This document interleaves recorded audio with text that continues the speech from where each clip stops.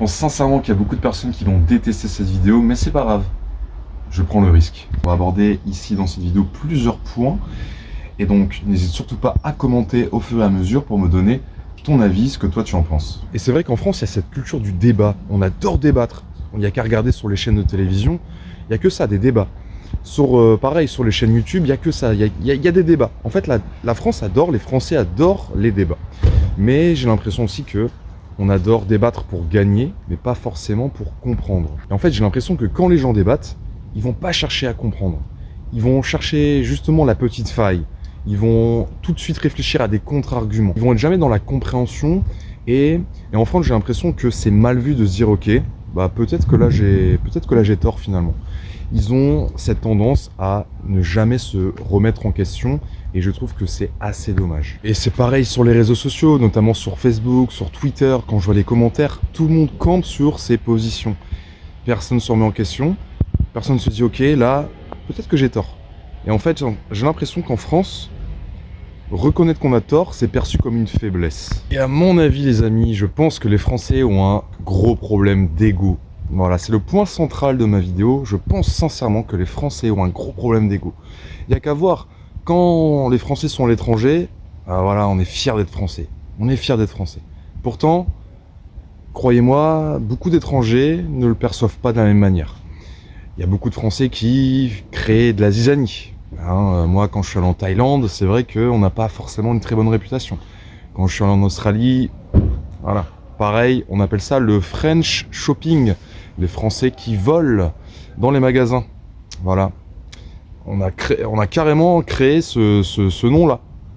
Le French shopping. On n'a pas forcément bonne réputation en France. Enfin, les Français n'ont pas bonne réputation à l'étranger. Pourtant, quand un étranger va critiquer la France, bah là c'est très très mal perçu. Alors attention, pas partout. C'est vrai qu'en Amérique latine, les Français sont vraiment considérés comme des dieux vivants. Et voilà, ça peut être plutôt favorable pour ceux qui veulent aller là-bas, finalement. Et comme vous le savez très bien, les Français adorent critiquer. Eh bien, les Français critiquent la France, tout simplement. Ils vont dire que bah, la France, ça va plus, c'était mieux avant, le gouvernement ceci, le gouvernement cela. Et en fait, quand un étranger, quand quelqu'un d'extérieur va critiquer la France, bah là, c'est l'hécatombe, là, c'est, voilà, il faut pas faire ça. C'est un mélange subtil entre autocritique permanente de la France, mais en même temps, une fierté nationale qui est omniprésente. C'est un paradoxe. Et attention aussi, de mon point de vue, c'est vrai que la France part en quille par rapport au système politique. On part dans une sorte de déclin, et c'est vrai que c'est très important, à mon avis, de se battre contre ça, finalement. Et il y a sincèrement un truc, les amis, que je ne comprendrai jamais, c'est qu'en France, que tu sois dans l'échec ou que tu sois dans la réussite, tu vas toujours être critiqué. Ça, c'est fou, quand même. En gros, si tu gagnes un peu trop d'argent, si tu réussis trop, eh bien, il faut te taxer. Voilà, t'as trop réussi, c'est pas normal, on est un peu suspicieux vis-à-vis de toi. Si tu es dans l'échec, eh ben là, on va t'enfoncer encore plus. On va te dire, ben, tu vois, je te l'avais dit. À quoi ça servait finalement de faire tout ça? Bah non, voilà, tu vois, t'es dans l'échec. Finalement, le Français, il se trouve à ne rien faire parce qu'il va toujours se sentir ultra jugé, peu importe ce qu'il fait. Et à mon avis, c'est ça qui va bloquer le potentiel du Français, celui qui a envie de s'en sortir, celui qui a envie de réaliser des choses, de créer de la valeur. Eh bien, s'il est un peu trop affecté par rapport à ça, s'il est un peu trop sensible, eh ben, il va rien faire, le Français. Et donc, pour en revenir à l'ego, les amis, je pense que c'est sincèrement de l'ego national. C'est-à-dire que les Français se sentent tout puissants, ils se sentent le nombril du monde. C'est eux, les êtres supérieurs. Et alors que, en vrai, les amis, sincèrement, pour avoir beaucoup voyagé, pour être beaucoup renseigné, il y a des pays qui nous mettent à l'amende, qui sont tellement supérieurs à nous sur plein de domaines, que ce soit en matière d'infrastructure, de tout ce qui est côté social, de société même en elle-même, côté éducation, de la scolarité, etc. Éducation, voilà, on se fait manger, tout simplement.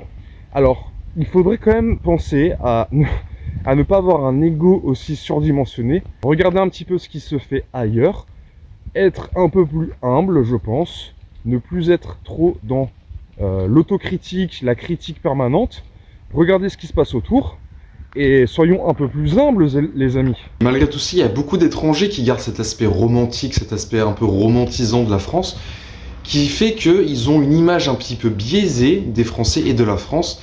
Je vais parler notamment des Chinois, des Japonais, qui ont pour rêve de venir en France, de venir à Paris notamment. Et quand il s'avère que voilà, ils vont à Paris, ils y vont réellement, et bien là ils déchantent parce qu'ils voient la réalité des choses en face. Ils voient que les Français sont exécrables, qu'ils sont ultra stressés, et voilà. Et je pense aussi sincèrement, les amis, que notre environnement nous conditionne. C'est-à-dire que là, on est vraiment dans une ambiance un peu pesante, un peu pessimiste, etc. Mais quand on voyage un petit peu, moi j'ai voyagé par exemple en Australie, j'ai voyagé en Thaïlande, dans plein d'autres pays, eh bien les Français que j'ai rencontrés lors d'un voyage à l'étranger, eh bien ils étaient beaucoup plus ouverts, ils étaient beaucoup moins dans le jugement. Je me sentais vraiment à ma place. Je me disais, waouh, c'est fou. J'avais l'impression de rencontrer une autre race de Français, carrément. Et je vais conclure là-dessus, les amis. Très important, vraiment le point le plus important, c'est que il faut mener vos propres recherches. Il ne faut pas être dépendant des informations type télévision, type BFM, etc. Ne soyez pas dépendant du service public parce qu'ils sont dans la propagande. Ils sont là pour vous endoctriner, etc. Menez vos propres recherches. Voilà, soyez clair avec vous-même. C'est important, c'est vraiment très important. C'est la chose la plus importante pour la liberté. La liberté, c'est la chose la plus principale au monde, la chose la plus importante. La liberté de penser, la liberté d'agir. Donc, il faut que vous vous renseignez sur les informations. Si elles sont vraies, si elles sont fausses, les fake news, les vraies news. Voilà, c'est très important. Sur ce, les amis, je vous souhaite une très bonne soirée. Dites-moi surtout ce que vous en pensez, ça m'intéresse. Sur ce, gros bisous.